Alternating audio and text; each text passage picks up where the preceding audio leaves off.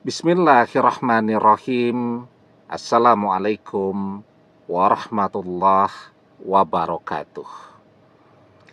Bapak-bapak, ibu-ibu, mas-mas, mbak-mbak, khususnya adik-adikku sekalian yang dirahmati Allah dimanapun Anda berada. Kembali di IIP Channel bersama saya, IIP Wijayanto. Kali ini kita akan membahas tema mengirimkan amalan melalui foto mantan. Nah, saya baca ada beberapa komen tuh ya.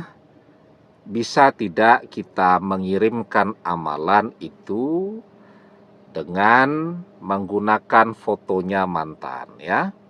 Mungkin karena perpisahannya sudah amat sangat lama sehingga sulit untuk memvisualisasikan ya wajah mantan seperti apa. Jadi sebenarnya ya, kan teknik orang mengerjakan sebuah amalan itu macam-macam ya. Ada yang memang menggunakan foto ya, karena tanpa kita sadari itu sebenarnya foto itu dia terhubung dengan diri kita ya. Jadi ada semacam saluran energinya tuh ya antara foto seseorang dengan manusianya. Nah, itu tanpa orang sadari sebenarnya itu. Nah, karena itu memang kalau kita ini suka foto-foto ya, jangan lupa tuh untuk memagari diri kita. Karena bisa saja kan, misal seorang wanita tuh suka foto-foto di media sosial ya. Nah, kemudian ada laki-laki yang naksir, kemudian fotonya dia jampi-jampi, jatuh cintalah itu wanita, bercerailah dengan suaminya, misal gitu. Nah, jadi kalau memang sukanya foto-foto dan memposting foto tadi ke media sosial, dia harus rajin memagari dirinya ya, agar tadi saluran energi melalui foto itu ya tidak kemudian langsung memberikan pengaruh yang buruk terhadap diri dia kalau diri dia sendiri punya pagaran. Jadi memagarinya itu ya tiap pagi baca surat Al-Ikhlas 3 kali, kemudian Al-Falaq 3 kali, An-Nas 3 kali.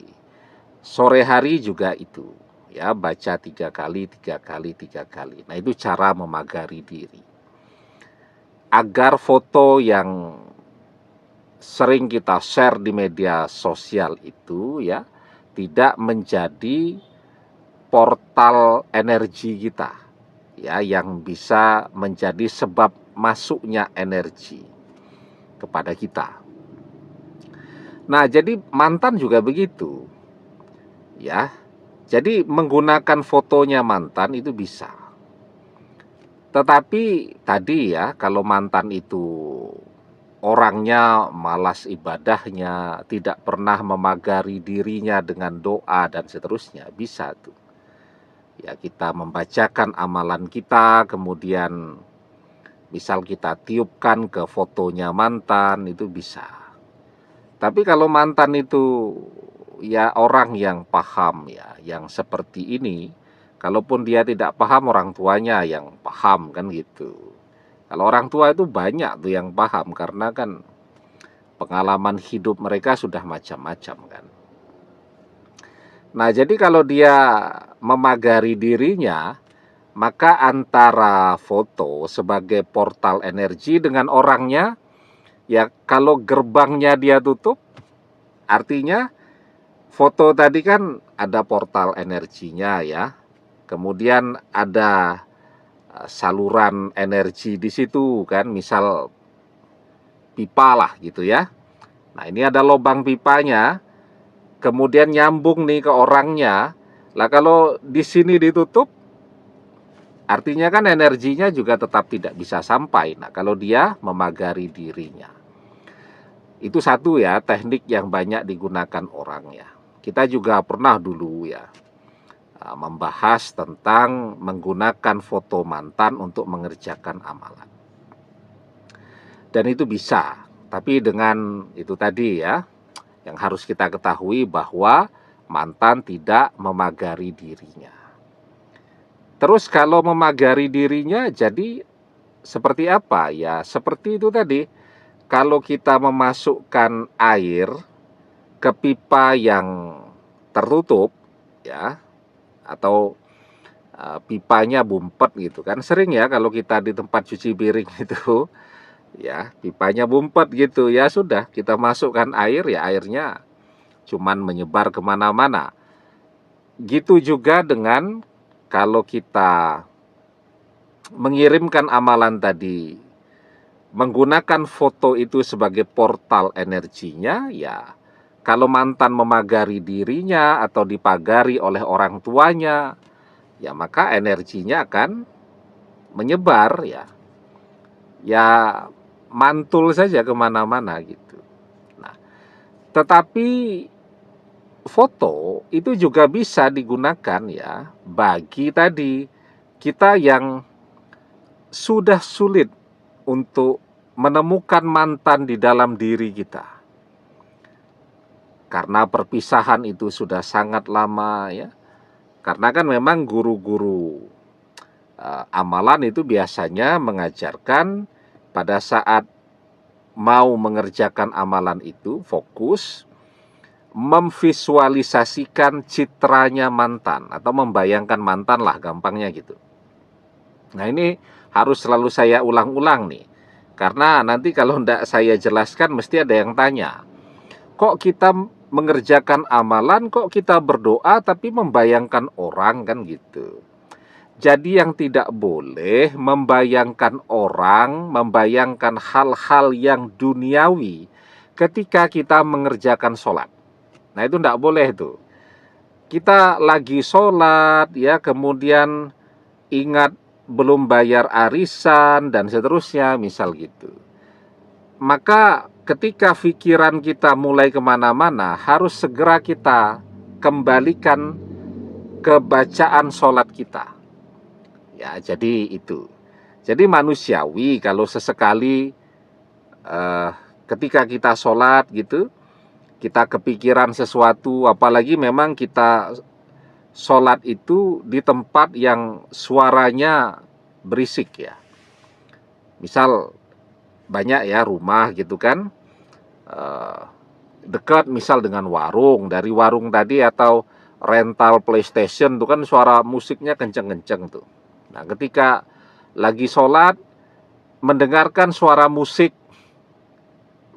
muncul tuh wajah penyanyinya dan seterusnya. Nah maka ketika muncul bayangan-bayangan itu segera harus kita jauhkan dan kita balikkan fokus konsentrasi kita kepada sholat kita.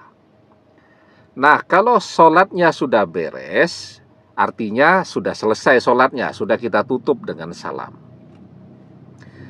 Misal mau berdoa atau mengerjakan amalan, ya apa yang menjadi doa kita itu kita visualisasikan dengan pikiran kita, karena orang berdoa itu harus sejalan, segaris ya. Lisannya menginginkan dapat sepeda motor baru, hatinya pengen beli sepeda motor baru, pikirannya tadi ingat wajah artis. Nah itu namanya tidak sejalan ya, karena kalau mau doa cepat terkabul, hati tidak boleh berpaling, pikiran tidak boleh berpaling, karena apa yang ada di dalam pikiran itu juga adalah doa.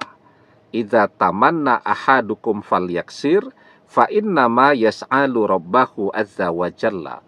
Ketika salah seorang di antara kalian berangan-angan, perbanyaklah karena sesungguhnya dia sedang meminta kepada Rabb-nya Allah azza wa jalla ya. Nah, jadi ketika kita mengerjakan amalan itu dan kita sudah kesulitan sekali untuk memvisualisasikan mantan sekarang seperti apa, ya. Nah, maka bisa dengan bantuan foto. Tetapi energinya itu kan kita tetap kirimkan kepada orangnya, tidak melalui portal energi foto tadi, ya, tetapi langsung kepada orangnya. Kan ila ruhi wal jasadi. Nah, kita bacakan apa yang menjadi amalan yang sedang kita amalkan. Nah, itu ya.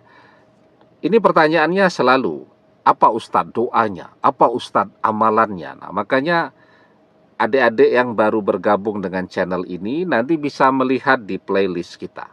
Ya, nanti dipencet playlist, ada grup macam-macam di situ. Nah, ada tentang cinta, tentang mantan, ya, juga tentang ibadah, tentang muamalah, tentang haji, tentang umroh. Nah, termasuk di situ juga ada playlist amalan dan doa. Nah, nanti bisa dibuka di playlist amalan dan doa. Silahkan dilihat, siapa tahu ada amalan atau doa yang berjodoh dengan kita dan bisa kita baca, bisa kita amalkan. Semoga mustajab, ya. Demikian, semoga bermanfaat. Wallahu a'lam bissawab, billahi taufik wal hidayah. Assalamualaikum warahmatullahi wabarakatuh.